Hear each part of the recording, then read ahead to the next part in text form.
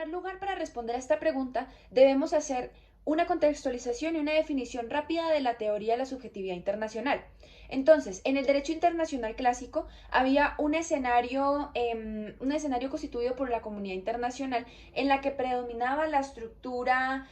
interestatal. ¿Qué quiere decir esto? Que los estados eran los únicos que eran sujetos de derecho y los individuos eran considerados como objetos que hacían parte del Estado, y el Estado a su vez pues eran los sujetos de derecho internacional. Al ser sujetos de derecho internacional, ellos como que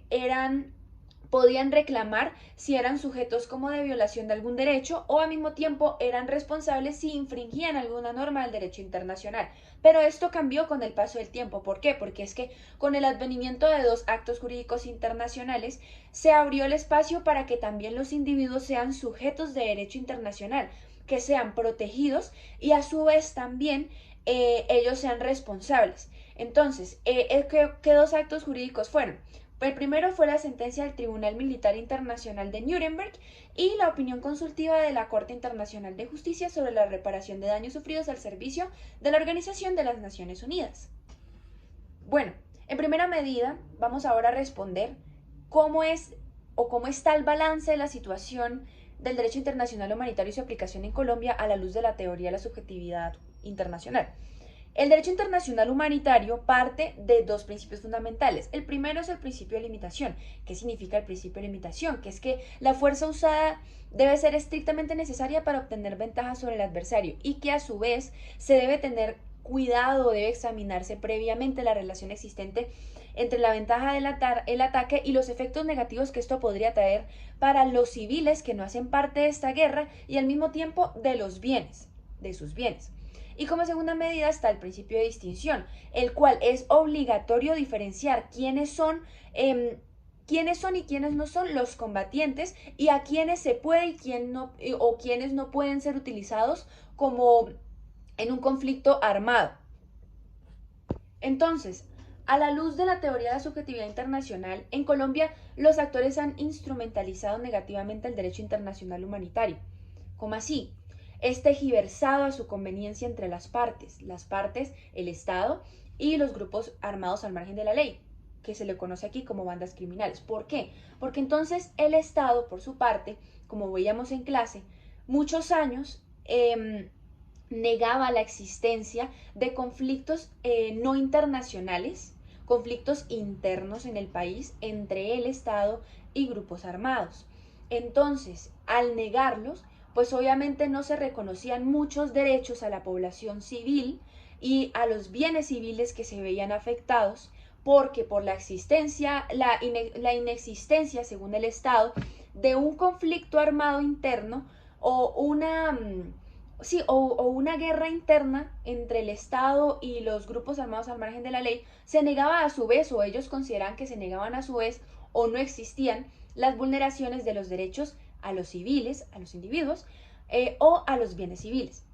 Por su parte,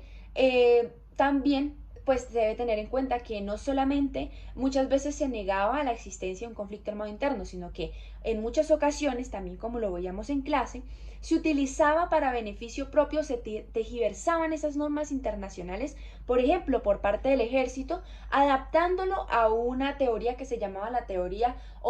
del derecho operacional, que era el derecho internacional humanitario, pero entonces cogían esas normas y las adaptaban a las operaciones militares, y justificaban muchos bombardeos, muchas violaciones de derechos humanos, muchas violaciones a los derechos de los civiles y sus bienes. Entonces, nombrábamos en clase dos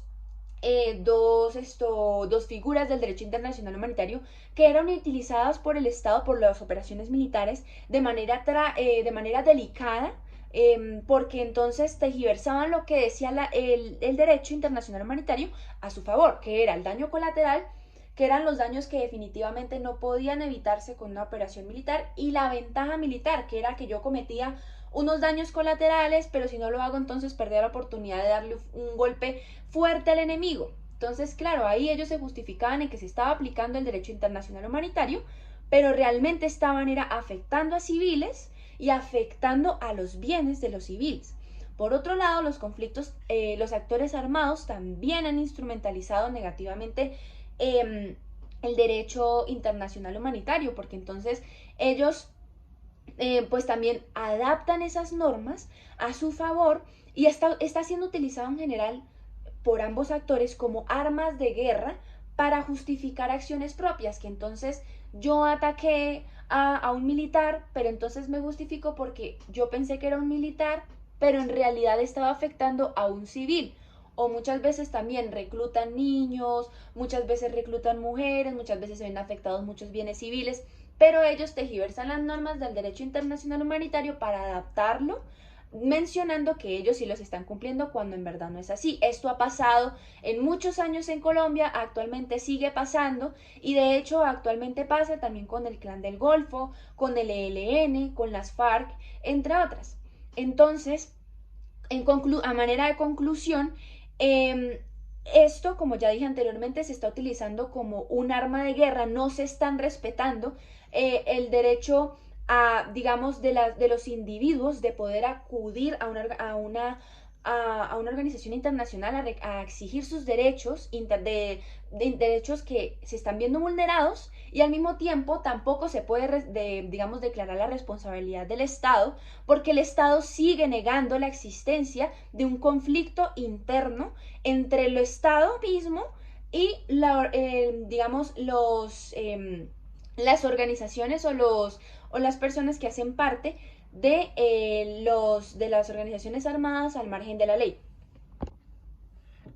Con lo anterior entonces, quiero hacer mención a que no significa que ahora los estados no sean sujetos de derecho internacional, porque sí lo son, sino que se amplió a que también los individuos sean sujetos de derecho internacional. A manera de definición, es sujeto de derecho internacional aquella persona que tenga una legitimación activa, que quiere decir que sea una persona que tenga, que pueda reclamar por el incumplimiento o por una vulneración de su derecho internacional y al mismo tiempo una legitimación pasiva, que significa que ellos entonces, esos individuos o ese Estado puede sufrir una responsabilidad o ser visto